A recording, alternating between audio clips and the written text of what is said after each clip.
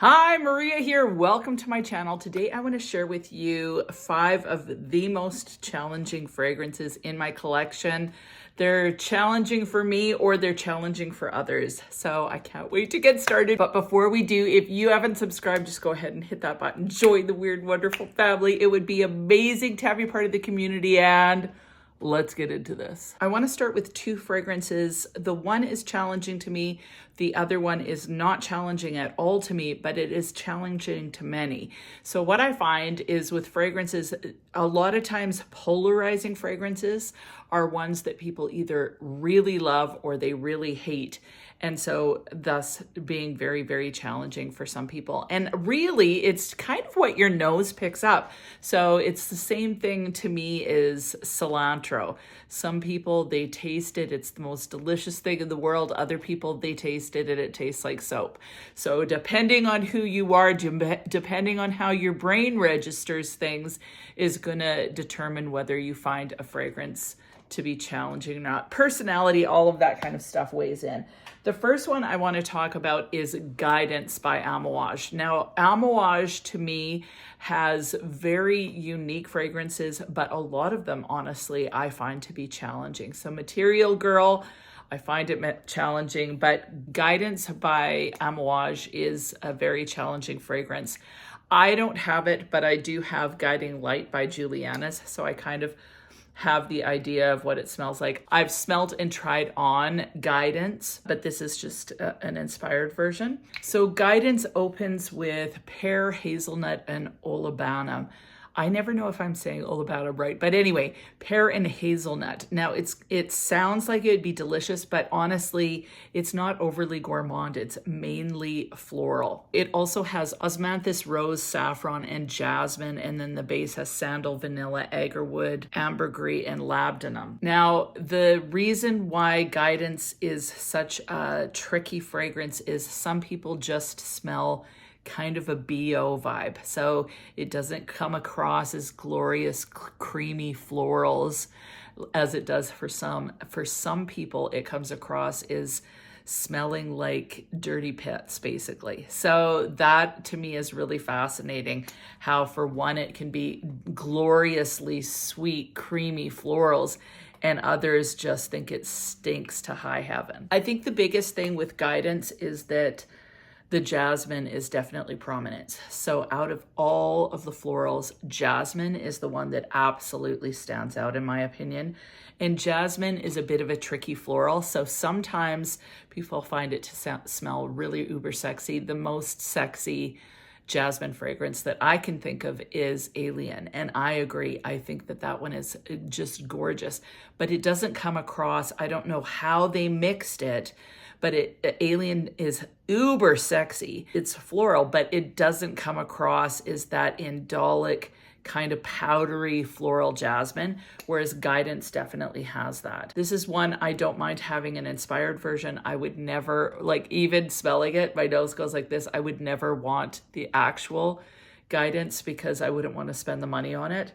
I find this one to be interesting. I find it challenging. I don't hate it. It's just challenging. So for me, honey fragrances can be challenging. This one is a bit challenging, but that said, there's something about it that I like. So I'm still sitting with the inspired version, but as for the original, I would never purchase. What about you? Do you like it? Do you not like it? Leave it in the comments. Discuss amongst yourselves. Now, another fragrance that I absolutely adore, I don't have the original, and I really want the original because I love it so much, and that is Delina by Parfums de Marly. Now, I have First Kiss by Be Layered. To be honest, I haven't worn this one hardly at all, but this one always gets me compliments. So I really, really enjoy the scent profile on this. It's got rose, there's lychee, and rhubarb. So it's a little bit of a tart rose. There's some woodiness in here. There's no patchouli. And for whatever reason, I am struggling these days with rose woody combinations. It was my favorite profile for so long. So I don't know if I'm just sick of it, but I have so many in my collection that are kind of rose and wood. And so like, even though this one has been one that I love wearing it. This is the Be Layered version, First Kiss. I'm not gravitating towards it the way I did in the past. So I haven't worn this or like the Delina vibe for a year, and I don't know if I would, well, I know I wouldn't purchase Delina now. As much as I have wanted it in the past, I would get Delina exclusive, although I do have Juliana's perfumes. So I don't always feel like I have to have the original. The reason why this one is challenging is some people find that it smells like Stinky Pits too, or just a little bit of BO. And I think what it is the rhubarb in it, because sometimes rhubarb is very similar to me to celery as far as how it smells in the natural. So it's tart, there's a tiny bit of sweetness, but then there's this astringent kind of almost sour quality that I notice in celery as well. And sometimes I have noticed that Stinky Pits smell a little bit like celery. Am I alone, or do some of you notice that? So as a result, this one is polarizing. Some people also don't like rose, so this can be challenging for many. I know it was a major love for me, and my sister was like, ugh, you're wearing Delina, aren't you? Like first kiss, but you know. So yeah, this one can be challenging. I happen to love it, but I'm not gravitating towards it. What about you? Delina or not Delina? Now the next fragrance is from Meleg Perfumes, and Meleg Perfumes as well has very challenging fragrances. A lot of them are a little bit more complex, different, whatever. So it's not your standard run-of-the-mill mass appealing fragrances, but they are very unique. So the most recent one that I found challenging was Iris de Glace. Now this bottle to me is just so gorgeous, and the cover has that etched iris in there, and that is essentially what you're getting. The other thing that is in here is 2 little lab-grown diamonds, which you wouldn't be able to see there, but he's got 2 lab-grown diamonds in here. And the idea behind that is that orris butter is actually more costly than diamonds, which it is. Orris butter is very expensive. Actually, a lot of perfume materials are exceptionally expensive. The star of the show in Iris de Glace is definitely the iris and the orris butter. It opens with kind of this green irisy feel, so a green kind of powdery lipstick vibe, which is very indicative of iris. And then as it dries down, I just sprayed it in the air and it actually smells really amazing. As it dries down, you get this orris butter vibe. The reason why I find this challenging is iris, and the powderiness of iris is something that I'm starting to love, but I need it in smaller doses. So this is just straight up showcasing the beautiful note of iris and orris, and I am loving it in the air. Like seriously loving it in the air, but it is definitely challenging. You have to like iris or orris. So for me, this one's a little bit too much in that department. There's a little bit more going on. He's got some ylang-ylang, there's some leather notes, vetiver, sandalwood. Primarily, you're getting the iris and the orris. So this lasts forever on the skin. It's kind of green in the opening, lipsticky, then it gets a little bit more powdery, soft, bordering on a little bit of a vanillic vibe, which is what I find with orris butter. As it dries down, there's a powdery, earthy quality that has almost a vanilla essence to it, but not actually vanilla. So this one, yeah, I find it challenging just because I am not, like, although I'm enjoying and appreciating iris before, I would have thought that this was literally horrible. I don't find it horrible. I find it intriguing. I find it soft. I find it relaxing. There's a little bit of powder in there. You definitely get that iris big time. It's like a huge spotlight on iris and orris. But most people, I think, would find it challenging unless you're a huge iris lover, in which case this is a must-have. But if you're not an iris lover, and it's definitely not mass appealing because it's, again, showcasing kind of a more powdery floral note. But if you're an iris and an orris butter fan, this is a must-have, honestly. Like, it's just, it's very, very cool because it is really celebrating those notes so big time. So yeah, this one challenging for me. I don't think I'd wear it on its own. I'd feel self-conscious because I find the iris to be quite powdery in general. So any fragrance that has tons of iris in it, I'm a little bit nervous to wear in public. I don't know. If it's challenging to me, I think it's going to be challenging to most people. So that's my thoughts on this. Also, everything's going to be linked down below. But yeah, this one I find challenging, but I find it really intriguing. And there's a sexy, relaxing, to me, intrinsically feminine quality to this fragrance, although it's technically unisex. Next one that I found so challenging to begin with, and I thought, I'm never gonna love this. And that's what I find with challenging fragrances. They're not an instant hate. I don't like them necessarily, but as I try them, I start to fall in love with them. And this one was major that way, and it is Amouage Sunshine. I love this bottle. It's shimmery. It's just so gorgeous, and it's got a little thing. This is one of the nicest bottles I have in my collection. This fragrance has become such a major love, but it is so, so challenging. The reason why I wanted to get it was because I was really curious about the white tobacco note in it, because I love tobacco, but this is white tobacco flower, and so it doesn't smell like tobacco really. I guess there is a tobacco-y vibe, but it smells to me more like something that brings a humidity to the fragrance. The standout for me in this fragrance is the osmanthus and the almond. It has blackcurrant and artemis as well. There's vanilla, magnolia, jasmine, white tobacco, papyrus, patchouli, and juniper. Sunshine Woman lasts forever on the skin. So this is one that you have to really be committed to when you put it on. I find that with a lot of the Amouage fragrances, they last a long, long time on the skin. So actually 2 of the fragrances I'm mentioning in this list are from Amouage. So this one, it's so unique. I have nothing like it in my collection. It smells to me almost like wood that has been, untreated wood that's been splashed water on, and then it's sitting in the sun and it's getting hot outside, and so you're getting kind of a steam off of the wood, and so you get this woodiness, but it's sweet, like almost a cedar wood type smell, and then you're smelling kind of the natural air around you in a forest. That's the vibe. I feel like I'm sitting on a dock on a lake that's surrounded by forest, and it's really, really humid, and you're getting the heat off of the dock. I don't know why, and no marine smells at all, but just that wood that's heating up. I don't know if you've smelt that smell and you know what I'm talking about, but that's the vibe that I get in this. I find this so relaxing and so grounding, but it is extremely different, extremely unique. And anybody that I've said, hey, smell this, they're like, no. Nobody enjoys smelling this when they first smell it. But many people don't enjoy smelling this. It's challenging. But like I said, I wore it once and I was like, ooh, this is horrible. Then I wore it again. Yuck, this is disgusting. Wore it a 3rd time. I guess I'm a sucker for punishment. And then all of a sudden I'm like, I love this.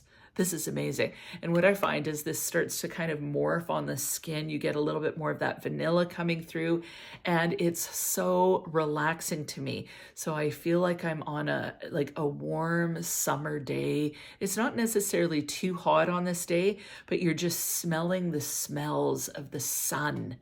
And what the sun does to kind of release scent on the earth, I guess. So I love this one. I find it really relaxing. It's a fragrance that you can wear honestly all year round.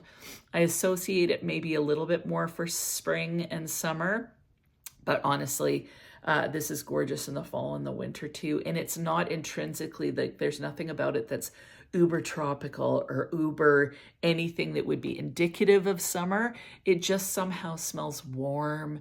It's complex and really relaxing to me. So really enjoy this fragrance, but I don't wear it often because it's one of those fragrances again where it's challenging enough that I'm self-conscious thinking, are people thinking I stink? I'm always wondering about that with challenging fragrances, like I said. So anyway, really enjoy this. Again, with all of these fragrances, weigh in because I'm super curious as to whether you love them or you just think that they're revolting.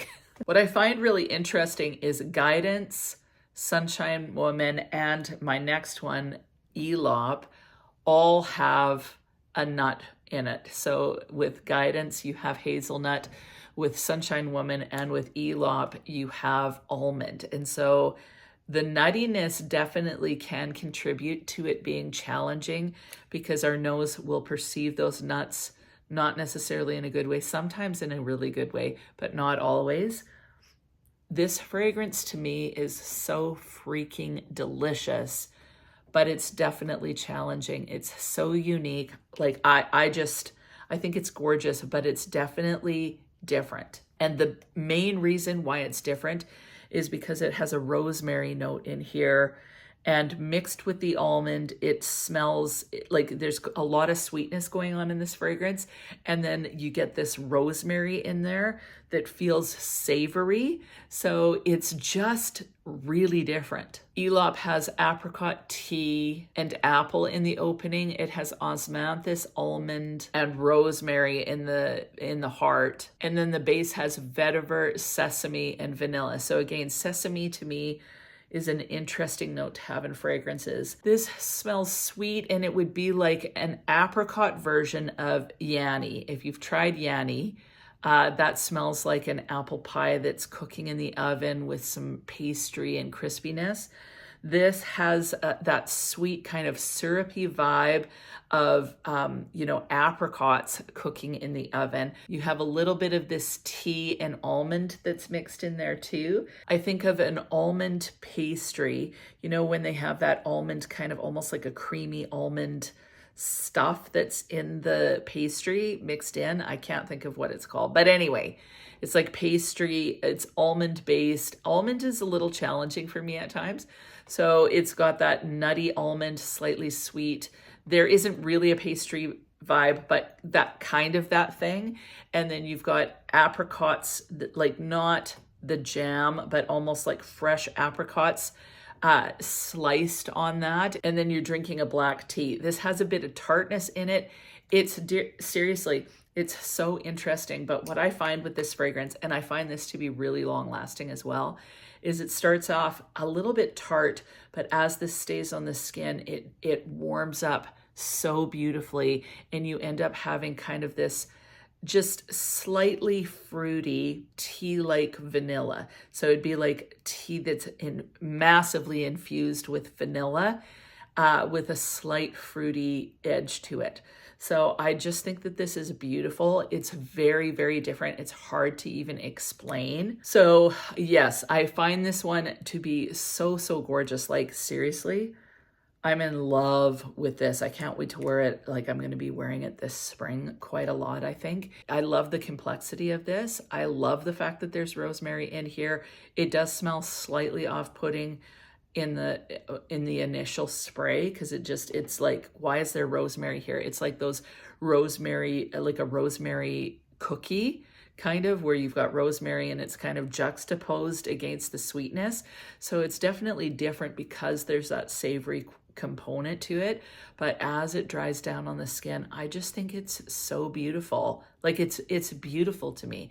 I enjoy smelling it all day, and it lasts like a good 7-8 hours on the skin. So yeah, really enjoyed this one. I love the way it morphs and kind of becomes a lot more vanillic in the end. Yeah, it's just very, very unique. But it took me a couple times again to kind of get my nose around what I was smelling. And I think that that's really important to recognize with all of these fragrances. They may be extremely challenging to you, but I want to, like, there's a difference between challenging. Well, even if you hate it, sometimes if you wear it a few times, it just takes a while for your nose to figure out what you're smelling. So it's like when you taste something new for the first time and it's like, oh, that's just so weird. But then you try it again and it's like you start to appreciate it.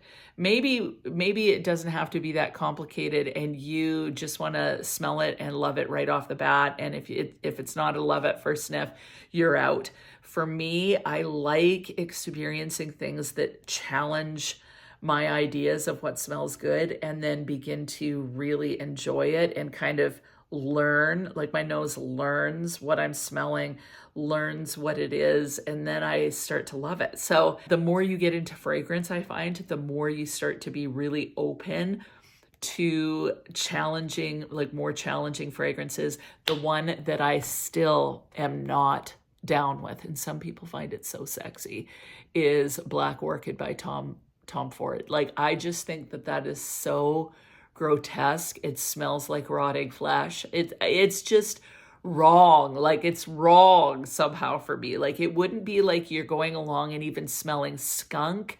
It'd be like you're going along and all of a sudden you smell evil and you start running the opposite way. That's how I feel about Black Orchid. But some people just think it's so uber sexy. Like, it's their go-to date night fragrance. Same thing with Guidance. Some people smell it and go, you need to take a shower. And other people, like, it cranks their jets and they're like, it's so sexual and so exciting. So everybody is different. Weigh in about these and let me know, what is your most challenging fragrance and why? What does it smell like to you? Leave it in the comments. And other than that, have an amazing week and we'll talk to you soon.